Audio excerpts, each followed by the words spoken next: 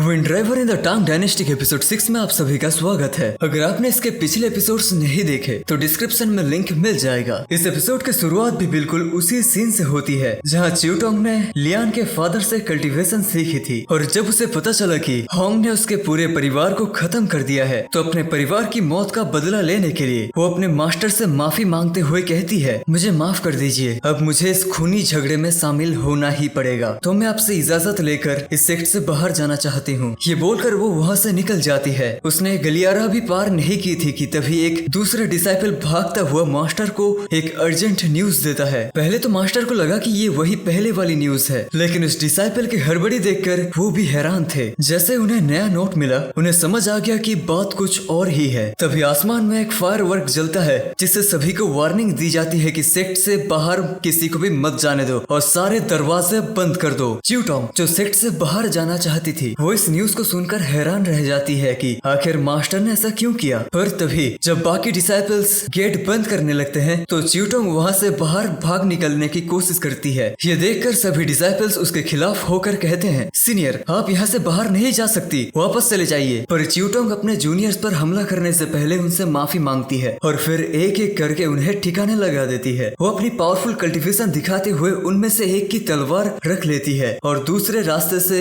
Sect से बाहर निकल जाती है। उसके सभी जूनियर्स ने उसे रोकने की बहुत कोशिश की लेकिन वो किसी की नहीं सुनती। उन सभी को क्या पता था कि च्यूटोंग के सर पे तो खून सवार था। वो मन ही मन होंग से कह रही थी, बस थोड़ा और इंतजार करो, तुम्हारी मौत आ रही है। वहीं दूसरे ही पल हमें ज़ुओ फेंग और होंग दिखाए जाते हैं जो एक ऐसी जगह पर थे और एक ऐसा खाना खा रहे थे जिस पर मक्खियां मंडरा रही थी। उन दोनों को देखकर ऐसा लग रहा था कि जैसे कि ये काफी दिनों का पुराना बासी खाना है। पर ज़ुओ फेंग तो फिर भी बड़े मजे से खा रहा था। फिर वो अपने जूनियर से कहता है, अरे छोटे भाई किस चीज का इंतजार कर रहे हो, खाने पे टूट पड़ो ना। होंग नाक सिकुड़ते हुए कहता है, सीनियर आपको ये कहाँ से खाने का चीज लग रहा है, पता नहीं सालों पुरानी ब्रेड है या सदियों पुरानी, ऊपर से नो चिकन लेग पीस। इतना पुराना खाना खाने से अच्छा है कि मैं भूखा मर जाऊं। जब ज़ुओ फेंग देखता है कि उसके जूनियर कितने नखरे कर रहा है तो ज़ुओ फेंग उसके हाथ पांव पकड़कर जबरदस्ती उसके मुंह में खाना ठूसने की कोशिश करता है, लेकिन होंग फिर भी वो खाना खाने के लिए तैयार नहीं होता। उन दोनों के बीच ये लड़ाई चल ही रही थी कि लियान की एंट्री हो जाती है। जैसे ही वो अंदर आती है इन दोनों नमूनों को ऐसे लड़ते हुए देखकर उसके हाथ से खाने का डब्बा धड़ाप से नीचे गिर जाता है। वो तो आंखें फाड़ फाड़ के इन दोनों को फाइट करते हुए देख रही थी। ये दोनों भी लियान को देखकर काफी ज्यादा एम्बेरेस हो जाते हैं। बात बदलने के लिए ज़ुओ फेंग अपनी सीनियर लीना से कहता है, आप बता रही थी कि आपको लो फैमिली के हत्याकांड के पीछे कुछ खबर मिली। लियान अपने खाने का डब्बा उठाती है और उनके पास जाकर उन्हें बताती है, कुछ खास पता नहीं चला। असल में मैं जब इन्वेस्टिगेट कर रही थी तो मुझे मछुआरों की बनाई हुई काफी फेमस डिश मिली, तो मैं इसे अकेले खाना नहीं चाहती थी, सोचा आप लोगों के साथ इसे एंजॉय करूं, तो बस वही ले आई। वो दोनों अच्छा खाना देखते ही उनकी आंखें चमक उठती हैं। वो बहुत ही खुश हो जाते हैं। खाने में काफी खुश था, लेकिन हमारे बदमाश हीरो ज़ुओ फेंग ने अपने जूनियर ब्रदर को पहले ही वो बेकार सड़ा हुआ खाना खिलाकर उसका पेट भर दिया था। बेचारा होंग गंदी डकारे लेते हुए कहता है, मेरे हिसाब से मुझे और खाना नहीं चाहिए, मास्टर ने जो भी सिखाया था मैं चला उसे प्रैक्टिस करने। शायद वो मन में सोच रहा होगा, चीटिंग चीटिंग चीटिंग करता है तू। ये बोलकर वो चुपचाप मुंह लटकाकर वहाँ से चला जाता है। दूसरी तरफ ज़ुओ फेंग ने प्लेट सजानी शुरू कर दी थी। तब हमारी लियान उससे कहती है, मैंने आपके बारे में बहुत बातें सुनी है, मार्शल आर्ट्स के साथ साथ आपने इस अंडरवर्ल्ड में अपनी रिसर्च के दम पर अपना काफी नाम बनाया है। आप तो काफी अच्छे इन्वेस्टिगेटर हैं। मैंने सुना है कि जासूसी के मामले में आपको कोई टक्कर दे ही नहीं सकता। अपनी तारीफ को टालते हुए ज़ुओ फेंग कहता है, नहीं नहीं, लोगों ने तो कुछ ज्यादा ही बड़ा चढ़ाकर मुझे सर पे चढ़ा दिया, मैं तो अपना बस ये पापी पेट पालने के लिए ये सब काम करता हूँ। लियान कहती है, वैसे मैं एक 10 साल पुरानी केस को इन्वेस्टिगेट कर रही थी और मुझे आपकी मदद चाहिए। हमारा हीरो ज़ुओ फेंग उसकी हेल्प करने के लिए तैयार हो जाता है। लियान उसे बताती है, 10 साल पहले तियानसी सेक्ट के 2 लोग अपने परिवार के रिलेटिव के पास तियानची जा रहे थे। ताइहांग माउंटेन के कुछ फेमस बैंडिट्स ने उन पर हमला कर दिया। उनकी जान दाव पर लग चुकी थी। तभी उन्हें बचाने के लिए वहाँ पर एक यंग कल्टीवेटर आ गया जिसने अकेले ही अपनी शॉर्ट स्किल्स का इस्तेमाल करके उन सभी गुंडों को धूल चटा दिया। उस यंग कल्टीवेटर की वजह से उस फैमिली की जान बच गई थी। ये कहानी सुनते ही हमारे हीरो को सारा पास्ट याद आ जाता है। आगे लीना और बताती है कि मुझे उसी यंग हीरो की तलाश है क्योंकि वो उस दिन के बाद बिल्कुल ही लापता हो चुका था। ज़ुओ फेंग कहता है कि मैं इस तरीके से बिना उस लड़के के और इन्फॉर्मेशन के उसे नहीं ढूंढ सकता। क्या आप मुझे उसके बारे में और बता सकती हैं? लियान उसकी तारीफ करते हुए कहती है, वाह सीनियर, अब अपनी इतनी तारीफ सुनने के बाद हमारे हीरो ज़ो फेंग को खुद के लिए ही बुरा लगने लगता है। वो लियान से कहता है, सोचो 10 साल पहले वो लड़का सबकी नजरों से गायब हो गया। इसका तो एक ही मतलब बनता है ना कि वो अपनी आइडेंटिटी छुपा कर रखना चाहता है। तो फिर आप उसे ढूंढना चाहते ही क्यों हैं? लियान पैसिनेट होकर कहती है, असल में वो मेरी नजर में एक हीरो है और वो मेरा एक आइडल भी है और उसी की वजह से मैं एक हीरो बनी हूँ। मैं बस एक बार उससे मिलना चाहती हूँ। यहाँ पर ज़ो फेंग को इतना तो समझ आ गया था कि 10 साल पहले का वो मामला, उसमें ये लड़का भी शामिल था। पर हमारे मंद बुद्धि हीरो को अभी तक ये पता ही नहीं चला कि ये लड़का नहीं लड़की है, और ऊपर से वही लड़की है जिसकी उसने जान बचाई थी। और ना ही हमारे लियान को पता है कि यही ज़ो फेंग उसका वो सीनियर हीरो है। ज़ो फेंग गंभीर होकर कहता है, क्या हो अगर वो हीरो आपके सामने आ जाए और आपको पता लगे कि वो अब पहले जैसा पावरफुल नहीं रहा, ना उसके अंदर पहले जैसा जोश है, ना ही पहले जैसी ताकत, तो तब तुम क्या करोगी? इस बात पर लियान उसके काफी पास जाकर उसे घूर के देखते हुए कहती है, मैं तभी यही कहूंगी कि उस हीरो की कोई अपनी वजह होगी। लियान ने इतने इंटेंस तरीके से घूरा था कि ये दोनों ही नर्वस हो गए और फिर वो खुद को संभालते हुए कहती है, वैसे मैंने सुना है सीनियर ज़ो फेंग आपके मास्टर कोई और नहीं बल्कि सीनियर मो तियान हाओ है। तो इसका मतलब ये है कि आपने भी night falling star reverse shot technique सीखी है। और फिर वो दोनों चॉपस्टिक से मूंगफलियां पकड़ते हुए अपना अपना स्किल शो करने लगते हैं, जैसे हमारे लियान ने टियानहोंग के साथ अपने दिमाग में फाइट की थी, वैसे ही वो हमारे हीरो ज़ो फेंग के साथ फाइट करने लग जाती है। दोनों ही अपने अल्टीमेट स्वॉर्ड स्किल्स का प्रदर्शन कर रहे थे। पर जैसा कि आपको पता है हमारे ज़ो फेंग की स्वॉर्ड कल्टीवेशन अमेजिंग है। इतने सालों तक प्रैक्टिस ना होने के बावजूद भी वो कमाल की फाइट कर रहा था और वो हमारी पावरफुल लियान पर भी भारी पड़ने लगता है और रियल में उसकी चॉपस्टिक भी तोड़ देता है, जिससे लियान समझ जाता है कि ये बंदा तो कमाल का है। लियान को शक हो जाता है कि ये हीरो और कोई नहीं बल्कि उसका 10 साल पुराना वही सीनियर, यानी कि उसका पहला प्यार है, किसी को मत बताना। इससे पहले कि वो इस बारे में बात कर पाती तभी वहाँ पर एंट्री हो जाती है चिऊ टोंग की, जिसे बाहर प्रैक्टिस करते हुए हमारे होंग ने देख लिया था। एक ही नजर में देखते ही वो अपने पहले प्यार को पहचान गया। उसकी आंखों में आंसू भर जाते हैं और उसकी पूरी बॉडी कांपने लगती है। वो तो बाहें फैलाकर उसे हक करने के लिए मन ही मन में ख्याली पुलाव पका रहा था। वहीं दूसरी तरफ हमारी चिऊ टोंग उसे देखती तो है लेकिन ऐसे नजरअंदाज करती है जैसे कि वो उसे जानती ही नहीं। वो तो असल में यहाँ लियान से मिलने आई थी। जब हमारा होंग उसे आवाज लगाता है, चिऊ टोंग तुम मेरे पास क्यों नहीं आई? तो वो पलट कर पूछती है, तुम कौन हो? हमारे बेचारे होंग के दिल पर तो बिजलियां गिर गई थी। वो ऑलमोस्ट बेहोश होने ही वाला था पर ज़ो फेंग उसे संभाल लेता है। हमारी लियान जो अपनी पोल नहीं खोलना चाहती थी चिऊ टोंग से कहती है, अपने आसपास देखो तो सही कौन है। तब चिऊ टोंग गौर से होंग को देखती है जो खुद को इंट्रोड्यूस कराते हुए कहता है, मैं तुम्हारा हस्बैंड होंग, मैं 10 सालों से तुम्हारा इंतजार कर रहा था। मैंने अपना वादा निभाया लेकिन तुम मुझसे मिलने ही नहीं आई। फाइनली हमारी चिऊ टोंग उसे पहचान जाती है लेकिन जैसे ही होंग का नाम उसके दिमाग में रजिस्टर होता है वो गुस्से से भर जाती है। चिऊ टोंग नफरत भरी गुस्से की आवाज से कहता है कि मैं तो भूल ही गई थी कि तुम कैसे दिखते हो। तुम्हारा और मेरा रिश्ता 10 साल पहले ही खत्म हो चुका था। मैं तो यहाँ पर तुम्हें जान से मारने के लिए आई हूँ।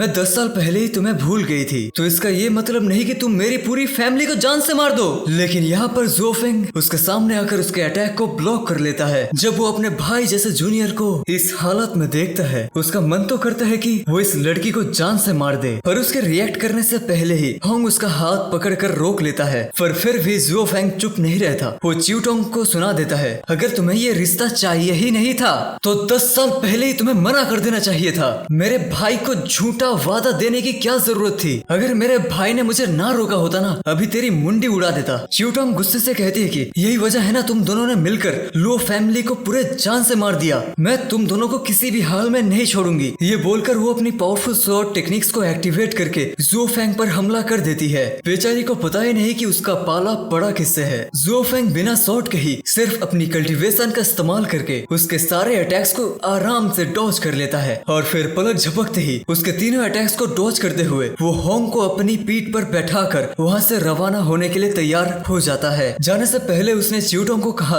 देखो मैडम, मैं अपने छोटे भाई को उसके पहले प्यार से मिलवाने आया था बस। बाकी तुम्हारी फैमिली के खत्म होने के पीछे हमारा कोई लेना देना नहीं है। अगर यकीन ना आए तो अपनी सीनियर लियान से पूछ लो, वो तुम्हें सब कुछ डिटेल्स में बता देगी। ये बोलकर ज़ो फेंग होंग को लेकर वहाँ से चला जाता है। चिऊ टोंग भी उसके पीछे जाना चाहती थी पर लियान उसे रोककर सारी सच्चाई बता देती है। इसके नेक्स्ट सीन में हमें ज़ो फेंग दिखता है जो होंग को अपनी पीठ पर बैठाकर भागते भागते बंदरगाह तक पहुंच चुका था। वहां पहुंचकर बेचारे को जोर से सुसु आ गया था तो वो अपने भाई को एक गली में बिठाकर वहाँ से निकल जाता है। पर जाते जाते उसने होंग से कहा था यही बैठे रहना। वैसे उससे अपना भाई काफी शांत लग रहा था और ये चीज उससे काफी खटक रही थी, पर फिलहाल उसके पास इसके बारे में सोचने के लिए टाइम नहीं था, तो वो वहाँ से फटाफट भाग जाता है। उसके जाने के बाद हम होंग को देखते हैं जो काफी ज्यादा सैड और टूटा हुआ था। वो अपनी दिल की उलझनों से ऊपर उठ ही नहीं पा रहा था। वो हमारे ज़ो फेंग की बातों को फुल टू इग्नोर करके चुपचाप मुंह लटकाकर वहाँ से निकल जाता है। वही मार्केट में काफी सारे बैंडिट्स के पास पर्चे पहुँच गए हैं, जिसमें एक मोटू इंसान को पकड़ने के बदले बहुत ही बड़ा इनाम रखा गया था। अरे ये मोटू पर्सन और कोई नहीं, ये भी बताना पड़ेगा क्या, हमारा मोटू होंग। सारे के सारे पावरफुल कल्टीवेटर्स वही मौजूद थे और इस खबर को पढ़ चुके थे। और तभी खबर पढ़ते पढ़ते उनके सामने हमारा मोटू होंग पहुंच जाता है। वो सभी लोग अपना अपना हथियार निकालकर उसके पीछे पीछे चलने लग गए थे। होंग को भी अब पता लग चुका था कि पूरा आधा शहर उसके पीछे पड़ चुका है, तो वो समंदर के पास जाकर जोर जोर से अनाउंसमेंट करने लगता है कि लो फैमिली को मारने वाला कोई और नहीं बल्कि मैं हूँ, मुझे मार डालो। वहीं दूसरी तरफ ज़ो फेंग बड़े आराम से हल्का हो रहा था। साथ ही वो होंग के बारे में सोचकर कह रहा था, बताओ उसकी वाइफ उसके सामने उसकी गर्दन पर तलवार रख दी थी और वो जरा सभी नहीं हिला खुद को बचाने के लिए। अगर वहाँ पर तुम्हारा सीनियर ब्रदर नहीं होता तो मोटू तेरा होता तो होता क्या, तू तो अभी कब्रिस्तान में सोया पड़ा रहता। वो इस बारे में सोच ही रहा था कि तभी उसकी नजर खिड़की से झांक रहे विंड मैसेंजर पर पड़ती है। बाहर निकालकर वो उसे सुनाना शुरू कर देता है, बेशरम आदमी कहीं के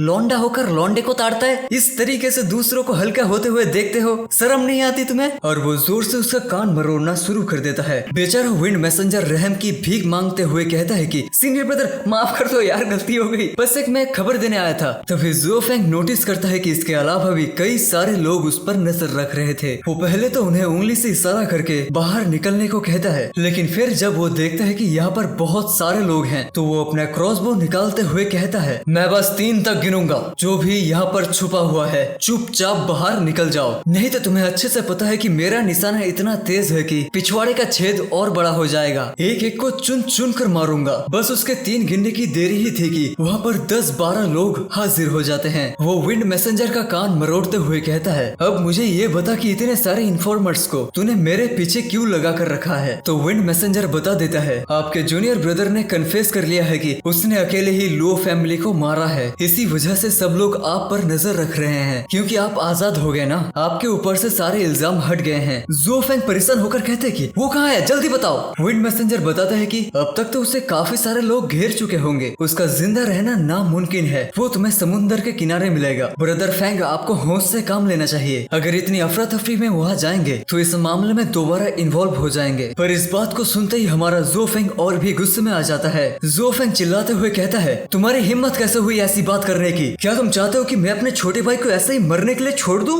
उसका गुस्सा देखने के बाद विंड मैसेंजर कुछ और कह नहीं पाता और ज़ो फेंग को जाने देता है। दूसरी तरफ हमें बंदरगाह का सीन दिखाया जाता है। अलग अलग सेक्ट के डिसाइपल इस बारे में डिस्कस कर रहे थे कि होंग को पहले कौन मारेगा और उसका रिवार्ड हासिल करेगा। उन सभी के बीच सोंग सान नाम का एक बंदा बाहर आते हुए होंग की पोर्ट्रेट सबके सामने प्रेजेंट करते हुए कहता है, मैं डिसाइड करता हूँ कि किसको क्या रिवार्ड मिलेगा। ये बोलकर वो होंग का पोस्टर टांग देता है और अलग अलग सेक्ट के नाम लेते हुए कहता है, तुम गर्दन से नीचे वाला हिस्सा रख लेना, मैं मुंडी रख लूंगा, बाकी लोगों को हाथ दे देंगे। अबे यहाँ पर ये इसे मारने आए हैं या फिर हमारे मोटे होंग के शरीर का धंधा करने आए हैं? आधे लोग तो इस बात पर लड़ने लगे थे कि सोंग सान ने उन्हें इस लिस्ट से क्यों निकाला। जब सब बहस कर रहे थे ऐसा लग रहा था कि जैसे किसी इंसान को नहीं, वो किसी चिकन को आधा आधा खाने की बात कर रहे थे। तू चिकन लेग पीस ले ले, मैं विंग्स खा लूंगा जैसा। पर तभी हमारे होंग की आवाज आती है, मैं थोड़ा बीच में टांग अड़ाना चाहता हूँ, क्या आप लोग मुझे मारने के बाद आराम से डिसाइड कर सकते हैं कि किसको क्या लेना है, क्योंकि मैं अभी जिंदा हूँ और मुझे ये सुनकर बिल्कुल भी अच्छा नहीं लग रहा है। तभी उसकी ये बात सुनकर सभी लोग कहते हैं, हाँ इसकी बात तो सही है, पहले इसे मार देते हैं, बाद में डिसाइड करेंगे। और वो एक साथ सभी लोग आगे बढ़ने लगते हैं। उन्हें आगे आता देखकर होंग सोच में पड़ जाता है। वो याद करता है कि कैसे पिछली रात चिवटोंग ने उसे